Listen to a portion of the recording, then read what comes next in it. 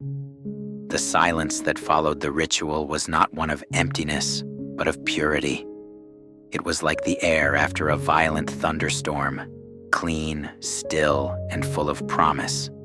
The house, for the first time since Ethan's death, felt like an inanimate space, a collection of wood, stone, and glass, no longer a watching, malevolent entity or a prison of malice. The weight had been lifted, but the steady, angry thump, thump, thump from the pantry door was a harsh reminder that not all monsters were ghosts. Charlotte, Mia, and Eleanor stood in the ruined living room, their bodies drained but their minds strangely sharp. They had faced an ancient evil and won. A couple of thugs tied up in a closet no longer seemed quite so intimidating.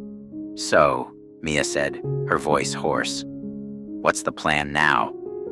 "Now," Eleanor said with the steady pragmatism that had seen them through the nightmare, "we transition from a mystical war to a much more mundane legal one."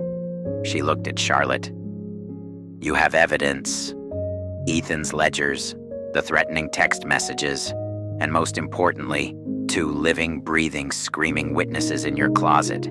The question is, who do you call?" Charlotte thought for a second. The Maple Creek police? No. Julian was a Croft. His family had been here for centuries. Their influence could run deep in the local authorities. She needed an outside force, someone who couldn't be bought or intimidated.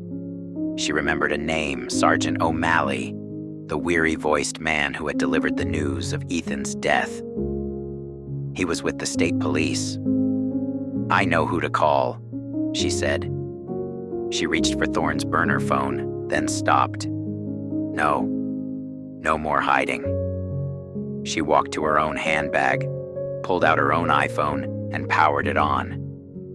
She would make this call as Charlotte Ashworth, not as a fugitive.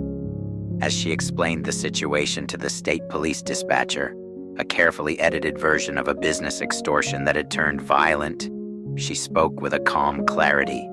The voice of the woman who had trembled while calling a psychologist was gone. In its place was the voice of a survivor. While they waited, Eleanor performed one last act. She went to the hearth, where the scorpion's heart lay dormant on the cornerstone. It was cold and inert, void of all energy.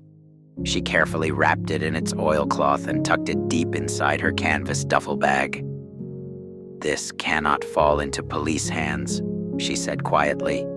"They wouldn't understand. They'd log it as an antique, and eventually it would find its way back into the wrong hands." When the first sirens wailed at the end of the long driveway, the sound was both jarring and sweet. The real world was arriving, and for the first time, they welcomed it. The next few hours were a controlled chaos. Their home, the scene of both a psychic war and a home invasion, was now a crime scene. State police officers, with grim faces and holstered weapons, swarmed the property. Julian and Sterling, looking considerably less formidable in the harsh light of morning, were dragged out, handcuffed, and taken away. Charlotte, Mia, and Eleanor were separated for their statements. They had agreed upon their story beforehand, a story that was true in most of the important details, omitting only the parts that defied explanation. Ethan had been drawn into a risky investment scheme by a former business associate, Julian Croft. When Ethan tried to back out, Julian threatened him, leading to extreme stress that likely contributed to his fatal car accident.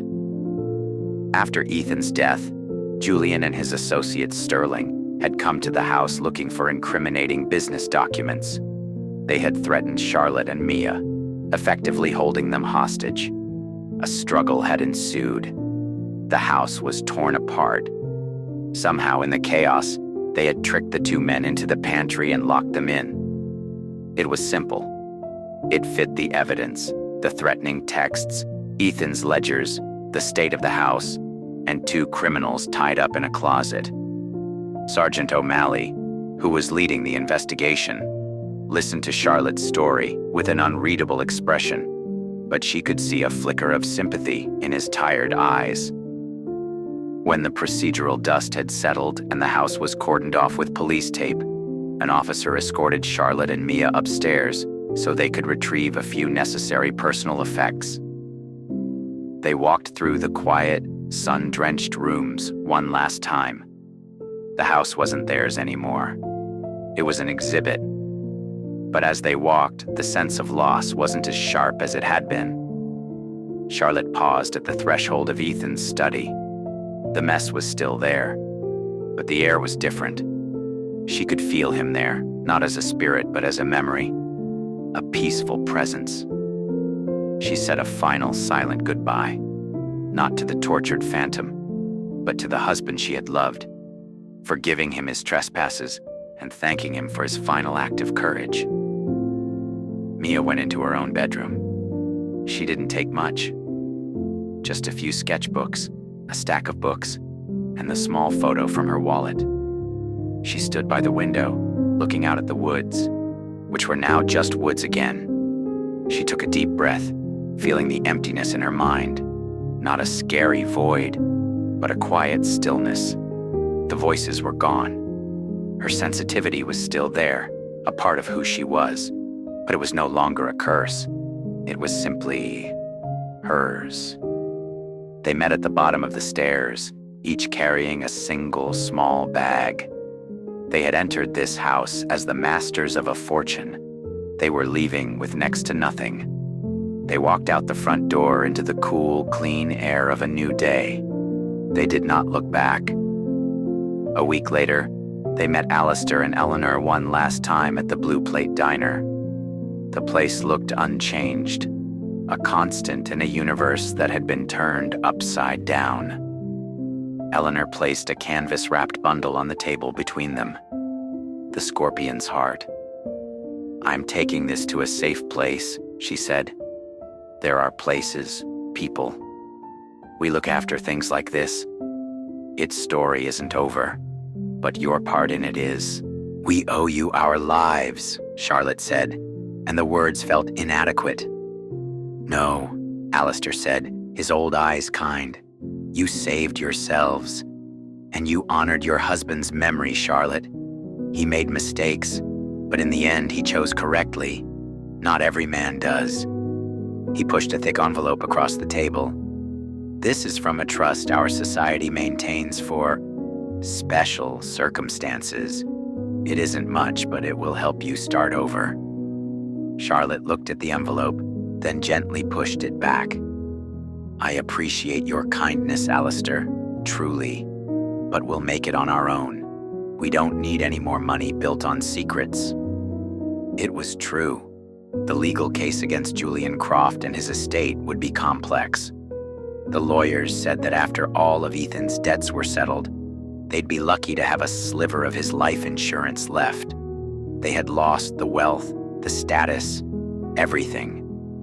But as Charlotte looked at Mia, she realized they had gained something far more valuable.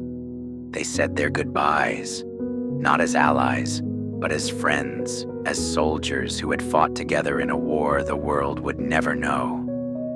6 months later, the city of Boston was loud and vibrant, a complete contrast to the manicured silence of Maple Creek. Their apartment was on the 3rd floor of an old brownstone in Somerville.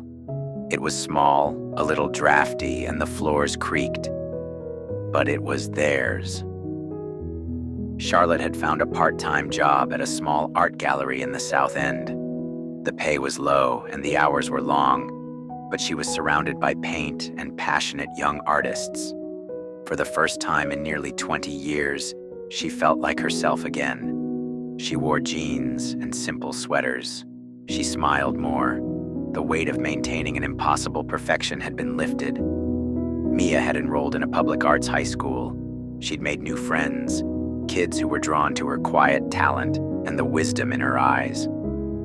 Leo had even visited a few times from Connecticut.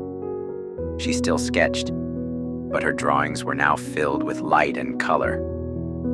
Occasionally, she still felt the echoes, a strong emotion from a stranger passing by, a lingering sadness in an old building, but it didn't frighten her anymore. It was simply part of how she perceived the world. On a Tuesday evening, they were in their tiny kitchen. The smell of garlic and basil filled the air. Mia was chopping vegetables while Charlotte stirred tomato sauce on the stove. A song by The National played quietly from a Bluetooth speaker. "I think this wall needs some yellow," Mia said, pointing with her knife at the bare space. "I think it needs one of your paintings," Charlotte replied, tasting the sauce. They smiled at each other. It was a simple, normal moment, an unremarkable moment. And it was everything. They had lost a house, a fortune, a husband, a father. But in the rubble of that loss, they had found each other. They were survivors, bearing scars no one could see. The true Ashworth legacy wasn't a house of glass and stone, but the resilient, the unbreakable bond of a mother and daughter who had walked through hell together and come out the other side into the light of a new day. They were free.